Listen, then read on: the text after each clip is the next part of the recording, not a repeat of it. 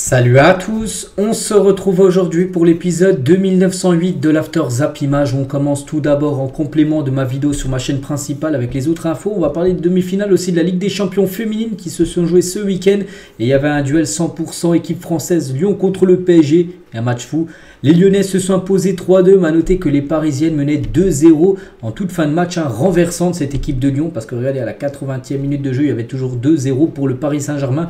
Et en l'espace de 6 minutes, le PSG a pris une remontada, mais version cette fois-ci équipe féminine. Et du coup, les Lyonnaises ont marqué 3 buts. Et du coup, Lyon prend un avantage pour se qualifier pour la finale de la Ligue des Champions féminines. À noter que le match retour, cette fois-ci au Parc des Princes, se jouera dimanche, en fin de semaine, à 16h. Donc voilà, les Parisiennes devront faire comme les hommes, remonter un but.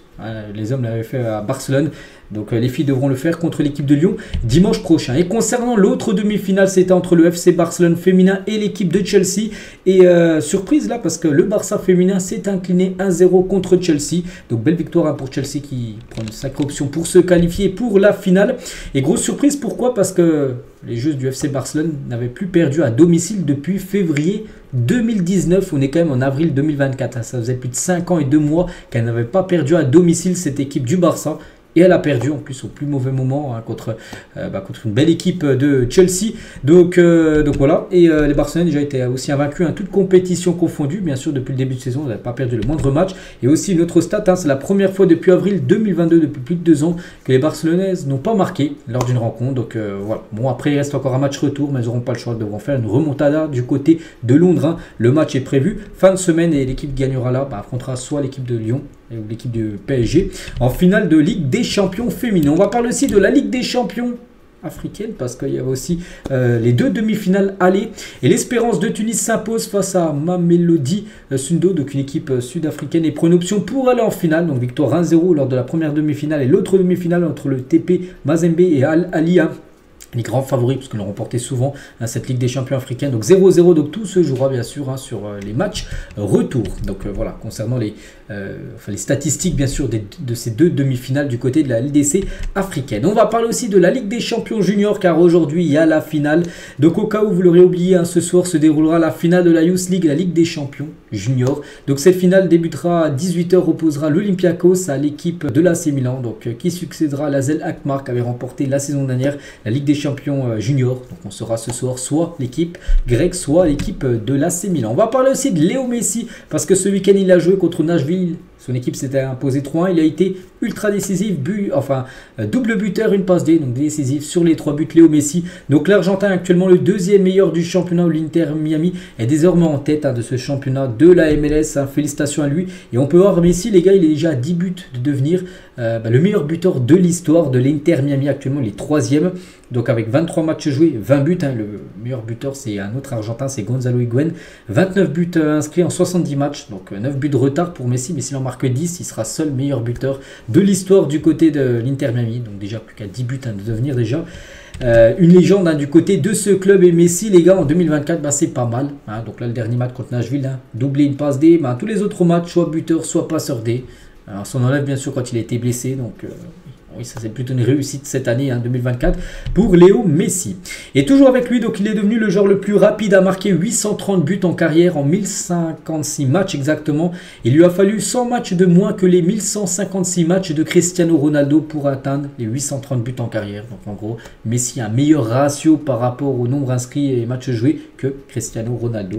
Les chiffres ne mentent pas. Et toujours avec l'Inter Miami, donc il y a eu 2 buts de Messi. Il y a une victoire 3-1 et l'autre buteur, ça a été un autre Blaugrana à l'époque, c'est Busquets qui a marqué tout simplement son premier but du côté de cette équipe de l'Inter Miami. On revient 24 ans, jour pour jour en arrière. Guignon, alors en 2e division, allait s'imposer en finale de la Coupe de la Ligue face au PSG 2-0. Donc ça avait été une énorme surprise. Donc voilà, Guignon maintenant qui joue en National 3. L'équipe de Guignon qui a chuté quand même depuis pas mal d'années. Mais voilà, il y a 24 ans, jour pour jour, il a remporté la Coupe de la Ligue. Maintenant, cette compétition n'existe plus. On va parler aussi du Maroc qui a remporté hier la Coupe d'Afrique de futsal pour la 3e fois consécutive en 2016, 2020, 2024, tous les 4 ans bien sûr, cette Coupe d'Afrique de futsal. Donc victoire 5-1 en finale face à l'Angola. Donc voilà, troisième sacre de suite dans l'histoire de la compétition pour le Maroc. Félicitations bien sûr à la sélection marocaine. On revient nous sur le Classico hier et pour Xavi ça passe toujours pas. Donc Xavi sur la défaite du Barça lors du Classico. Nous avons mieux joué que le Real Madrid. C'était un match que nous aurions dû gagner, le genre de match qu'on gagnerait si on le rejouait. Ça s'est joué sur des petits détails. Nous devons être fiers de la manière dont nous avons joué mieux que le Real Madrid. Je pense que nous méritions les 3 points. Voilà, directement ce qu'a pu dire Xavi en conférence de presse. Et donc Canal+ avait dit que le but, en gros, le ballon n'avait pas franchi la ligne. Mais pour Archivo VAR, donc ça c'est plutôt un site espagnol, donc eux aussi ils ont fait des maquettes, tout ça pour voir si le ballon avait franchi la ligne ou non. Et pour eux, le but refusé pour le Barcelone face au Real Madrid aurait dû être accordé parce que pour eux, le ballon aurait franchi la ligne. Bon, après, voilà, il y en a qui disent que le ballon a franchi, il y en a qui disent que le ballon n'a pas franchi.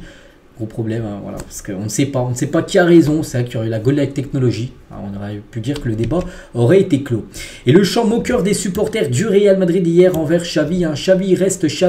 Voilà ce qu'ils ont pu dire les supporters du Real sur Xavi, voilà, qui reste du côté du Barça. Parce que là, c'est que cette saison, Xavi, c'est 3 défaites en 3 matchs contre le Real Madrid. Donc voilà, bon, ils ont dit ça bien sûr en mode moqueur, on peut dire, des supporters du Real. Et c'est vrai que Xavi, les gars, bon, outre de ce qu'ils lui ont dit les supporters, mais Xavi, les gars, est ouvert à l'idée de rester au FC Barcelone. Après Modo Deportivo, une réunion est prévue avec Laporta et Deco dans les prochains jours.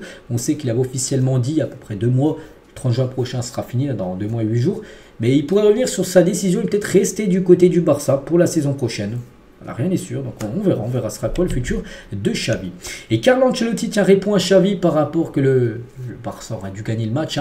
Chacun a ses opinions, les plaintes du Barça, le possible but n'était pas valable et le ballon n'est pas entré. Et le penalty me paraît assez clair, le penalty de Pau Cubarsí sur Lucas Vazquez. On revient nous en France, regardez l'équipe type de la 30e journée de Ligue 1, donc avec les joueurs les meilleurs. On peut voir par exemple Zakaria, Denis Zakaria, joueur de l'AS Monaco, magnifique but. Sanson aussi, gros match avec l'équipe de Nice, victoire 3-0 contre Lorient, il est dedans. Santa Maria est dedans. Barcola et Gonzalo Ramos, 2 Parisiens, ils sont dedans les deux. Ou je sais pas, par exemple, on peut voir aussi Nicolas Sen, le défenseur de Toulouse, qui est présent également dans cette équipe. On va parler de Ferland Mendy et Arsenal, Liverpool et Manchester United font partie des clubs intéressés pour signer Ferland Mendy l'été prochain, parce que peut-être départ pour lui, parce qu'Alphonso Davies devrait arriver du côté du Real et lui devrait pas. Enfin, si David vient, on pense qu'il quitterait le club et on parle des grosses équipes anglaises intéressées par Ferland Mendy. Le Racing Club de Lens attend moins 20 millions d'euros pour Brice Samba cet été parce que l'actuelle doublure de Mike Mignon du côté de l'équipe de France A, et en gros, si un club arrive et propose 20 millions d'euros, il pourrait être vendu. Lens pourrait lâcher son capitaine Brice Samba. Le magnifique tifo version Mignon du Slavia Prague, la bâche a été peinte par des enfants passionnés par leur club. Tiens, c'était ce week-end les gars. Donc magnifique tifo avec les mignons, vous savez, ce dessin animé. Et on finit aujourd'hui les gars avec le futur normalement maillot d'Arsenal la saison prochaine. C'est pas encore officiel, mais bon, d'après Footy Night, il pourrait ressembler à ça. Donc je trouve beau, il y a pas mal de modifications par rapport à celui de cette saison. Donc moi, je trouve très beau avec les bandes. J'aurais préféré les bandes en blanche, vraiment. Voilà, tu peux mettre bandes blanches Adidas, mais voilà. Normalement, ça va ressembler à ça et je trouve très très beau. Donc voilà ce qu'il y a à dire aujourd'hui. J'espère que ça vous a plu, cet After Zap Image. On se retrouve demain, bien sûr, pour le prochain numéro. À demain.